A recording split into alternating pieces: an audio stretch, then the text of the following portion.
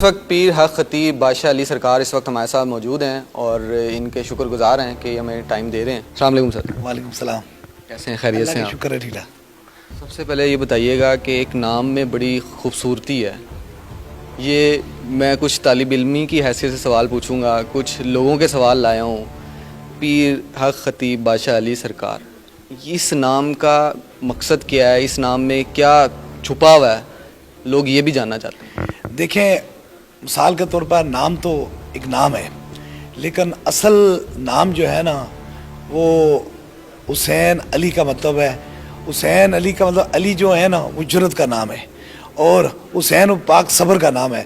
اللہ تعالیٰ نے ہمیں جرت بھی دی ہے، صبر بھی دیا ہے، اور ساتھ میں جو ہے وہ خطیب کا مطلب ہے کہ بولنے والا، اور حق کا مطلب ہے کہ سچ ایک نام ہے۔ اس لیے اس نام کے اندر یہ اللہ تعالیٰ کا کرم ہے جو بزرگوں نے نام لکھا ہے۔ انشاءاللہ تعالیٰ ہم صبر سے بھی کام لیتے ہیں، سچ سے بھی کام لیتے ہیں، بول بھی سکتے ہیں اور جرت بھی رکھ سکتے ہیں۔ واہ جی واہ۔ پیر صاحب یہ بتائیے گا، ابھی ریسنٹلی ولاگ دیکھ کے آ رہا ہوں میں اقرار صاحب کا، ابھی میں اس طرف آنے لگوں۔ انہوں نے یہ کہا کہ بادشاہوں والی زندگی ہے، بادشاہوں والا حلیہ ہے، بادشاہوں جیسی چال چلن ہے، انہی کی جیسا جو ہے وہ تمام معاملات ہیں۔ یہاں آگے دیکھا ہے ماشاءاللہ صاف ستھری کا ماحول ہے، عوام کی کثیر تعداد ہے، تو اتنی ماشاءاللہ خوبصورت آپ نے اکثر ہم نے دیکھا ہے لباس زیب تن کرتے ہیں، اس کے پیچھے بھی کوئی خاص وجہ ہے؟ دیکھیں، مثال کے طور پر صفائی جو ہے نا وہ نصف ایمان ہے۔ جو صفائی نہیں کرتا نا وہ تو آدھا ایمان کا حصہ توڑ دیتا ہے۔ اس سے صفائی سے صاف ستھرا رہنا میں کہتا ہوں کوئی بری بات نہیں ہے۔ دوسری یہ بات یہ ہے کہ یہاں جو آپ نے صفائی ستھرائی کا سارا نظام دیکھا ہے، اس کا مطلب یہ ہے کہ پاک جگہ ہمیشہ صاف ہوتی ہیں۔ تیسری بات یہ ہے کہ یہ لباس مثال کے طور پر عام لباسوں کی طرح ہے، کوئی اس میں کوئی خاص بات نہیں ہے، لیکن لباس یہ تو میری بات نہیں ہے نا، شکل و صورت دینا میرے خدا کی بات ہے۔ اب میں کوئی بھی لباس پہنتا ہوں، یہ خدا کا کرم، وہ ججتا ہی ایسے ہے کہ لوگوں کو شاہی لباس نظر آتا ہے۔ پیر صاحب آپ میک اپ تو نہیں کرتے؟ آپ دیکھ لیں، مثال کے طور پر سامنے کی بات کی کہ اب جو لوگ کہنے میں تو کچھ بھی کہہ سکتے ہیں، ساری چیزیں کہہ سکتے ہیں، اس طرح تو اپنے آپ کو کرنا چاہیے جس سے خدا حسن دے، یا خدا جس پہ اپنا کرم فرمائے اور دل میں حضور کی محبت، تو وہ چہرہ ویسے بھی نکھرا ہی رہتا ہے۔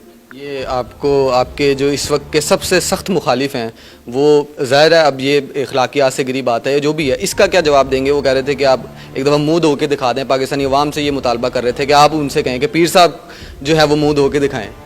دیکھیں، مثال کے طور پر میں 5 وقت میں وضو کرتا ہوں، وضو میں رہتا ہوں، ساتھ میں منہ کو چھوڑیں، ہاتھ کو دیکھ لیجئے، اگر ہاتھ برابر نہ ہو تو پھر منہ تک پہنچ جائیے۔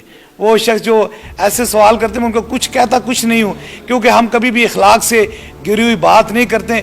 کسی کو اگر ایسی کام کرنے سے کسی کا دل خوش ہوتا ہے، کسی کی ریٹنگ اوپر جاتی ہے، یا کسی کو دنیا داری چاہیے ہے، تو وہ جو مرضی کر لے۔ اللہ والوں پہ تو لوگ الزام لگاتے رہتے ہیں، ہمارا کام تو صبر و محبت کا ہے۔ اس سے پہلے کسی نے الزام لگایا، اس سے پہلے کوئی آپ کا اتنا سخت مخالف ہو؟ میں مخالف سے نہیں سمجھتا ہوں۔ مخالف وہ بندہ ہوتا ہے جو ایک بار میدان میں آ کر دیکھ کر چلا جاتا ہے، اس کے بعد وہ جیت ہار کا فیصلہ خود کر دیتا۔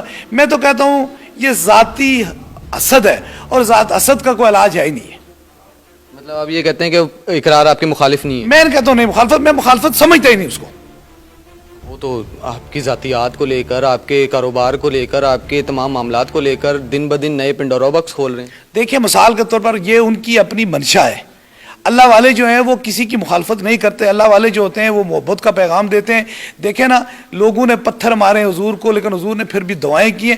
ہمارا اس کی مخالفت کا لیول نہیں ہے، وہ ایک صافی ہے، اور صافی اور اللہ کے بندے میں مخالفت کی کوئی وجہ نہیں۔ آپ سمجھتے ہیں وہ ولاگ کر رہے ہیں، جو بھی کر رہے ہیں وہ کر رہے ہیں، آپ کو اس سے فرق نہیں پڑ رہا؟ کچھ یہ دیکھ لیں، رش اور بڑھ رہی ہے، اور فیض ہو رہا ہے لوگوں کو، اور محبتیں لوگوں کی بڑھ رہی ہیں۔